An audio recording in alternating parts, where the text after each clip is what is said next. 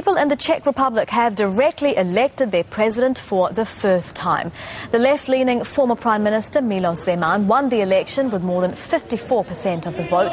68-year-old Zeman supports having closer ties with the European Union.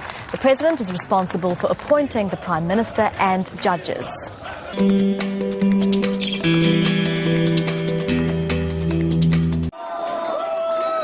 A former Social Democrat Prime Minister of the Czech Republic has been voted the country's next president. Miloš Zeman won 55% of the ballot in Saturday's election, the first direct presidential vote. The 68-year-old's predecessors were all picked by Parliament. Zeman favours closer integration within the EU, a stark contrast to current President Václav Klaus, who is known for his anti-Brussels rhetoric. Polls suggested Zeman was neck and neck with his conservative opponent, Karel Schwarzenberg, but he suffered during the final campaign after doubts were cast on his loyalty to the nation.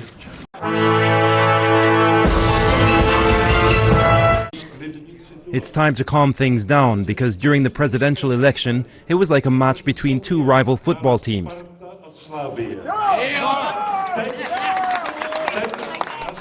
Now it's time for the Czech national team to play.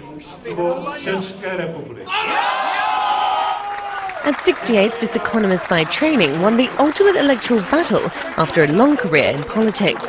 He began a communist but was banned from the party after opposing the 1968 Soviet invasion of Prague. Zeman went on to lead the lower house of parliament, then became prime minister from 1998 to 2002. This social democrat became the first Czech president elected through direct universal suffrage, the third president to lead the country following the breakdown of Czechoslovakia over 20 years ago. A self-proclaimed Euro-federalist, Zeman beat his rival in large part thanks to his anti-austerity platform. Karel Schwarzenberg's pro-market and Eurosceptic policies failed to rally enough voters. 10% is a clear difference. Miloš Zeman has won, and I accept the outcome.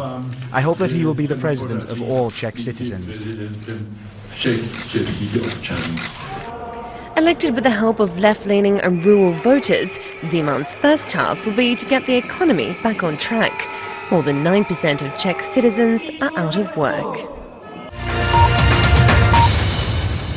Many people had written him off 10 years ago when he made a first unsuccessful attempt to become president, but now he's done it. It wasn't as nail-bitingly close as we'd all expected, and as all of us were writing it was going to be. In the end, he won just under 55% of the vote to Karel Schwarzenberg, the foreign minister's 45%, so a 10% difference. Quite a resounding victory, really, for this most fascinating of men, 68 years old, a very acerbic, very interesting and a very experienced politician.